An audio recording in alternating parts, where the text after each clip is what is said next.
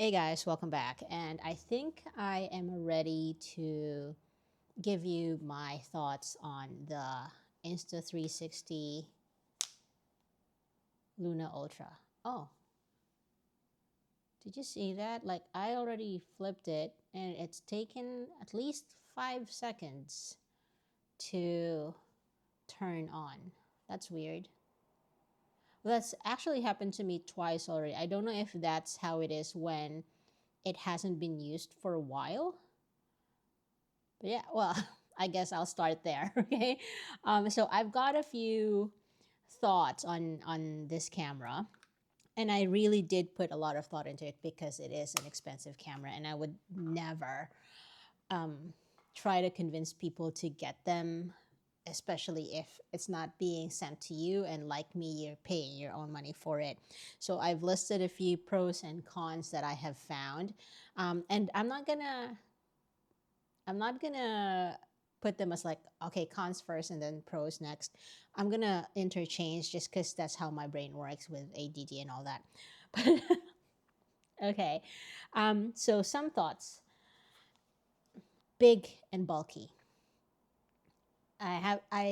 Especially because I've got small hands. Maybe if you've got bigger hands, you will find this a little bit more comfortable to hold. My hands are quite small, and so it can be, well, I wouldn't say it's tiring to hold it because it's not that heavy, but it is big and bulky. Like, for me to have to think about which bag I'm going to bring just so I can fit this, because I do have some small bags and then I've got those larger totes, right? And what this is just this, like, I don't have any other accessory that I'm bringing with me for this, like none of those selfie sticks or anything like that. So by itself it is already this size, and I do prefer to use it with the battery handle, and I will get to that when I get to that point. But I've owned the Pocket 2 and the Pocket 3 and the Pocket 4, and they are not as big as this. Like, you can put them in your pocket. As a woman, okay, our pockets don't run as deep or as wide as men's pockets do. Like, our jeans are not meant for anything like this, right? For me to be able to actually put this in a pocket, it'll have to be like cargo pants or hoodies with those koala pouches in the front, and or no, not koala, kangaroo pouches in the front. So I wouldn't really say that this is a pocket camera. Not that they are marketing it as such, but they are marketing it as a competitor to the Pocket series. And so I'm like, this isn't really pocketable in my opinion. Okay. The other thing that I wanted to say after that is that when I was testing this, there is no log preview. What I mean by that is that sure, you can see what it looks like when you choose iLog, but the Pocket series of DJI, and I'm sorry if I am comparing that, but that is like based on my experience, you can actually choose the color, what's it called? Color recovery mode, so that it gives you a preview of what the video would look like once you've graded it with their LUT. Okay. uh, it doesn't have that, or maybe I'm just not aware of it. Maybe it's coming in the future, I don't know, but I didn't find that feature on this one. And so when you're filming in log, you're only seeing the grayed out, flat, unsaturated video. Okay, that might be useful for other people because then it gives you a little bit more room to imagine how you would like to actually grade it, as opposed to have something that's already sort of like built in for you. So yeah. Now, one of the biggest marketing things about this is that it can shoot in 8K. Okay. I never used the 8K. I tried it in one of the videos when I was like testing the color profiles, but I never used the 8K. I don't have a computer that can do that kind of heavy work. I don't know anyone who is watching 8K on YouTube, which is the platform that I upload my videos on. Um, Yeah, and like even at 4K with the lengths of the vlogs that I make, I my videos are usually between the 10 to 20 gigabytes already. 8K would only make the file size even larger. And I don't know who actually benefits from that. Because again, I don't have a computer that would have the capacity to process such big files. Um, if Even if my Mac can do it, it's probably going to take forever. And yeah, and I upload my videos on YouTube, which honestly most people would be viewing on their phones, and 1080p is plenty, 4K is even more, 8K is a little bit of an overkill. So, unless that is something that you need based off doing professional work, then yeah, but would you be using this kind of camera for professional work? I guess if you're really good at, I'm not, I'm an amateur, I'm a hobbyist, I'm not a professional at all. Okay, and then I never claimed to be, so I don't think 8K would be useful for me. Uh, One of the things that I can't get over is, look, I love the zoom. I love the Zoom. I used it quite a bit with the vlogs that I've been making. In fact, I'm scheduled to go on a whale watching. Um, I wouldn't call that an event, but I booked a whale watching 2 hour boat ride this weekend. And I plan on taking this because I want to be able to zoom when I find the whales. So yeah, vlog wise, the zoom is actually pretty good, but I can't get over the fact that it's jerky when it transitions from the 1x lens to the 3x lens. When you get to the 2.9x and then it jumps to the 3x, you can tell that it jumped. It's not a smooth transition at all. So again, if you're not using it, I guess in a professional capacity, that's fine. Um, People will probably understand if you're using it for vlogging and things like that. That's just really just for fun captures of everyday events. Then it should be okay. Um, but I don't know if there's a way for that to be fixed in firmware, or if it's obviously it's a hardware issue because there are two lenses. But yeah, I just think that maybe there is a better way for that transition to happen. Love the color profiles on this thing, especially. Am I even on? Yeah, okay. I'm just trying to make sure that I'm on focus. I love the color profiles. Not so much the Leica color profiles, but the ones that, because there's three Leica color profiles. There's, I think, Vivid. What was it? Actually, yeah. There's a total of 9, if I'm not mistaken, 3 of which are the Leica ones. So, yeah, here we go. There's the Leica Natural, then there's the Leica Vivid, then there's Leica Chrome, okay? And then after that, there's another 6, which is positive film, negative film, CC, NC, fresh, and cinematic. Cinematic I really like, and that's the one that I've been using with my vlogs so that I don't have to color grade, and it looks really good. Um, I find that the DJI cinematic is a little bit warmer. This one has got a little bit more of a magenta tint, cooler magenta greenish kind of tint. It's a little bit cooler than DJI. I don't really have much of a preference, and side by side, you can't really see much of a difference unless you're like really looking for it. So I like that they've included some color profiles on here. I feel like that's going to be what I would be using the most. NC and cinematic are my favorites.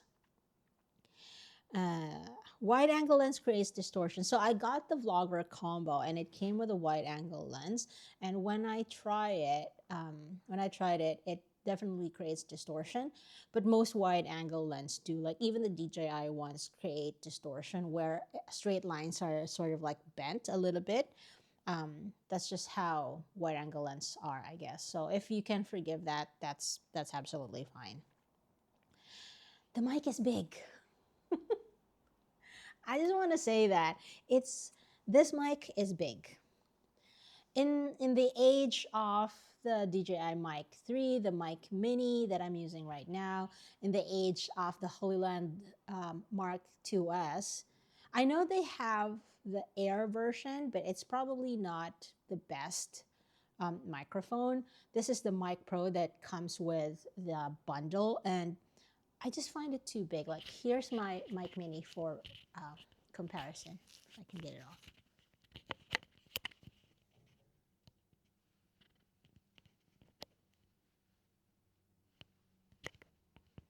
Like, it's just too big for me. And I pair it with this pendant from my DJI Nano, and it makes it a little too heavy for me. So it's not my favorite microphone. Also, it only ever works with obviously the Insta360 ones. I don't have the receiver for it to work on my Nikon ZF, so I'm kind of limited to only ever using it with the Luna Ultra. Whereas the Mic Mini, because I have the receiver, goes onto my camera. But that's not the microphone's fault. It's the fact that I just don't have the receiver. But yeah, I just find it too bulky. I'm just gonna put back my microphone. Okay, even if you take off the wind muff, diameter wise, it's still actually quite big, in my opinion. Anyways, wish they could make it smaller. Probably would work. Would be something I would use more if it were smaller, but unfortunately, it's not. The biggest, or I guess the unique selling point of this camera is that you can detach this bit here. And to be honest, I didn't use it that much. Okay. I might have used it twice just because I laid down the camera a little bit farther from me and I wanted to be able to control it. But what I had found, even during my initial testing, is that the signals are a little bit weak. Like, you might have seen that in a previous video about this where I was talking about the quirks and found that even like at this distance, I was getting the notification that there's weak signal, and then it was getting really pixelated. I couldn't tell the features of my face. So it's a great innovation. I think it would do well if they can fix that problem. Because to me, being like a foot away from the camera, it shouldn't happen like that. Now, the other thing that I really like is this battery handle. Not for the juice that it gives to the camera, but for the grip that it gives it. Because with that additional grip, I can actually reach the buttons better. I find that a little bit more useful when I do that. Because without the grip, and this is my next gripe, I find that the buttons are too low, too close to the bottom, that holding it is like, I am always afraid that because it's top heavy, I'm always afraid that it would fall over that way if I make the mistake. And I am clumsy. I am clumsy as hell. Like, when I bought the Pocket 3, I brought it with me to Japan, and at which temple was that? The one in Asakusa, Sensoji Temple. I dropped it. It was the first week of having it, and I dropped it. I have a feeling I'm going to drop this a lot more if I don't use the battery, because like, how awkward is that grip, right? So yeah, I'm not a fan of that grip. Also, yeah, I never really had to use, well, not never, I used it twice, the detachable, what do you call this? The detachable screen. I didn't really have to use it much because I'm also a very anxious vlogger. Um, I don't want to be too far away from my camera. I don't think that I will ever be comfortable in leaving my camera in one spot and be like even 10 meters away from it, that I would need to use a remote and that my phone app wouldn't be able to do what I need it to do. And if I end up getting the DJI 4P, and I think I will get that, all right, I'm pretty sure I will get it, even if just to test it. I'm going to get the creator combo so that it has the remote, and I want to test that one. Because my other thing with this detachable one is I'm very forgetful. As a perimenopausal woman, I've mentioned this before, I get brain fog. Sometimes it's right in front of me and I can't even remember what I am trying to bring with me. I have a feeling that if I am not careful or if I don't put this back where it's supposed to be, I will end up forgetting to bring the detachable screen. And this camera is not going to be useful if you don't have the detachable screen with you. So that's just another thing. If you are somebody who is forgetful or clumsy or something to that effect, this might be something to consider. Okay. The other thing is those are additional extra moving parts that if it breaks, at least like the remote that the 4P would go with, because it's not exactly designed for the 4P. It's actually part of their, is it an 8P gimbal, phone gimbal? Yeah, I think so. Because it's not actually part of that, the whole camera will still function even without it. But if you break this detachable screen, or if you forget it, or then it renders your camera useless. Just me thinking of the worst case scenarios, because you know, you never know. Next, yeah, I already mentioned that the zoom was definitely useful. I also said that I didn't use the detachable. The battery handle is very useful. Otherwise, the grip is awkward. I already mentioned that. Um, the case is very useful. I really like this. It's very sturdy. It holds the wide angle lens, and there's another spot for, it says here the black mist filter, but I think I would prefer to put like a CPL or an ND filter in there. Yeah, it's very useful. It's very easy to click off. It protects everything. So yeah, good thing on the case. I know the Pocket 4 series, the 4 and the 4P, do not come with a case. It comes with a soft pouch, which was, to me, weird. At least the 4, they gave you that little gadget that prevents the gimbal from moving.